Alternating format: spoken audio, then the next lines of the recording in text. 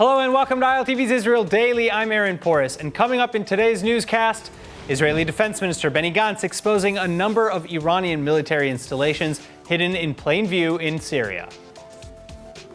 Meantime, Germany looks to shore up its air defenses with Israeli technology as Russia threatens European stability. And finally, the doctors' strike is over, or at least it is for now.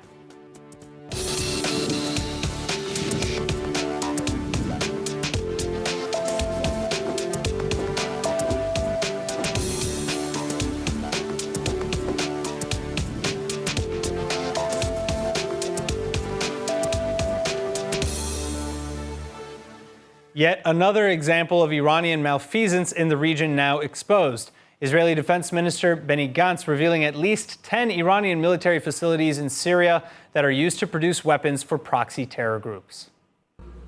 Iran bases itself in the region by building massive terror industries. Today I can show you Iran has achieved this in Syria. Standing beside a map during a conference in New York on Monday, Israeli Defense Minister Benny Gantz exposing at least 10 Iranian military facilities in Syria, which Tehran uses or used to produce advanced missiles and weapons for its many terror proxies across the region.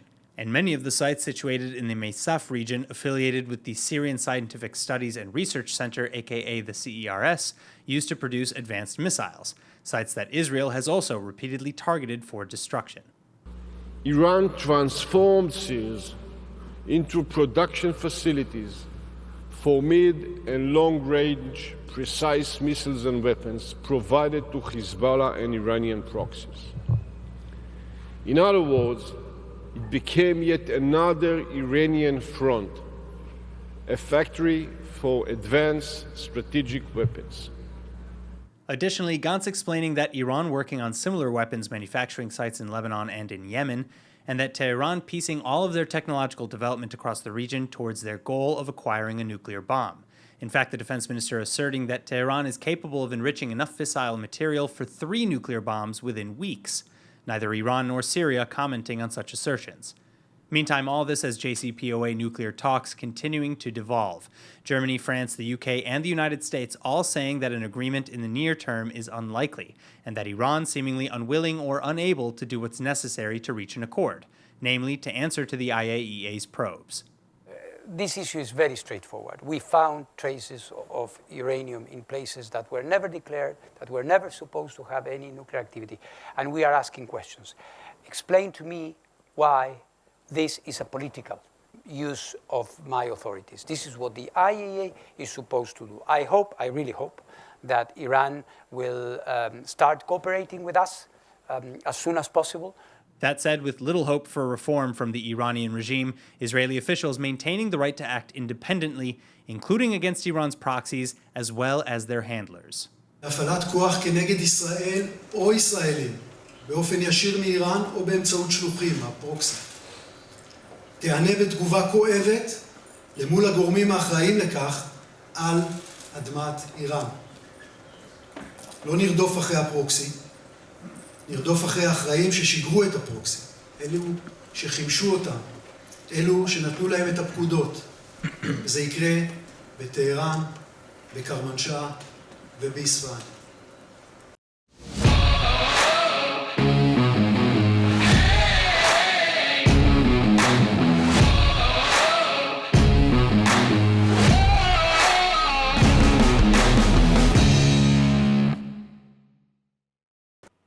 And now joining me with more on Iran, fellow at the International Institute for Counterterrorism at Reichman University, Dr. Fadi Ismail. Dr. Ismail, it's great to have you back with us. So Gantz is exposing a bunch of Iranian military sites in Syria, but is anybody listening? That's a beautiful question.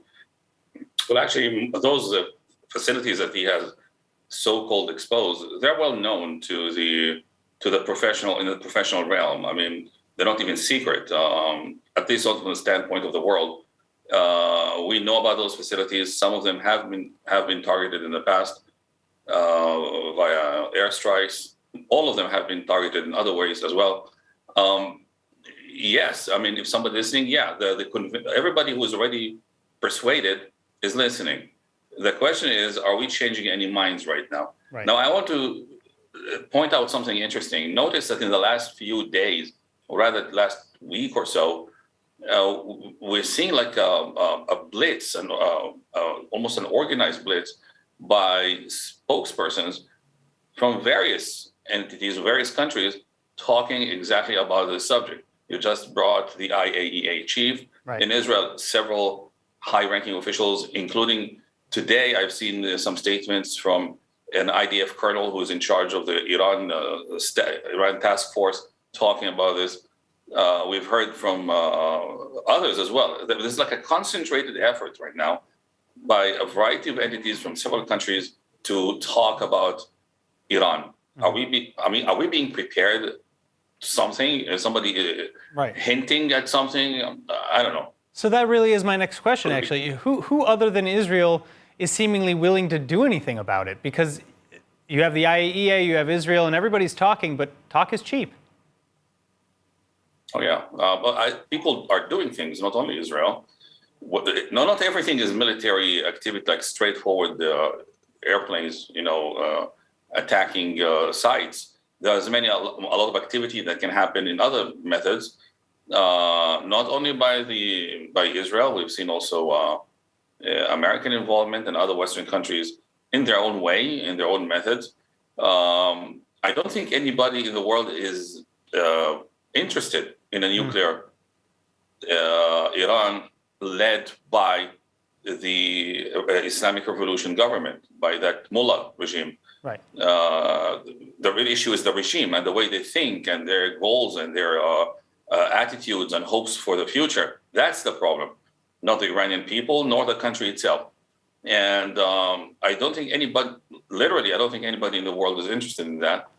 And now, there's a lot of space. I have to say something that many people miss. It isn't either we sit idle or we have full-scale war with Iran. It's not like we have to have one of the two. There's a lot of space in between these two options where many effective measures can be taken. And I'm talking about thousands of measures that can be taken in a variety of ways in order to foil their attacks. I mean, it happens. The head of the Mossad talked about it. Right. And or actually mess with their efforts in other areas. So it's not like it's either this or not that. I mean, there's a lot happening in the meantime. So again, okay, so like you said, if we're talking about measures that Israel or for that matter, Western countries can take to challenge Iran, Gantz is also warning the United Nations this week that they need to prepare to renew sanctions as Tehran has tripled its advanced centrifuges. Do you think that the P5+1 and other world nations are willing to resume pressure on Tehran when they're this close to a deal? And as you said, as you mentioned about Mossad head David Barnea, he threatened to attack Iran directly on Iranian soil if need be. Is that a simple verbal threat, or is that escalating things? Guys, we have already attacked Iran on Iranian soil. What do you call the assassination of Fakhrizadeh? Right. What do you call a series of very, very mysterious... But I think coming out to say it, I think is what's different. Coming out and saying this is what we're going to do, some might argue that it'll only escalate tensions. And there's a point that is interesting to me, as somebody who loves game theory. The heat is up. I mean, there is much more talk, much more hot air on both sides. Everybody's just escalating the threats all the time. And I'm beginning to suspect that each side is goading the other to make the first dumb mistake. All right, Dr. Fadi Ismail, thank you so much again. Thank you for having me. Have a great day. Now, increasingly wary of the Russian threat in Europe, Germany now in talks to procure the Israeli Arrow 3 missile defense systems, the longer-range cousin to the famous Iron Dome. ILTV's Kayla Everlin with the report. Speaking alongside German Chancellor Olaf Scholz in Germany, Israeli Prime Minister Yair Lapid proudly discussing the advancing of strategic partnerships between Jerusalem and Berlin, including in the economic, cultural, and military sectors. This partnership has economical and security benefits. It is a practical expression of Germany's commitment to Israel's security as a Jewish and a democratic state, a commitment you reaffirmed when you took office.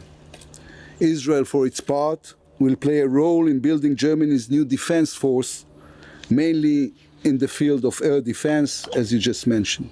Alluding to the threat from both Russia in Europe and Iran in the Middle East, Lapid implicitly confirming Germany's request to buy the Arrow 3 missile defense system from Israel. Some will certainly say that the military partnership between Germany and Israel is an historical irony.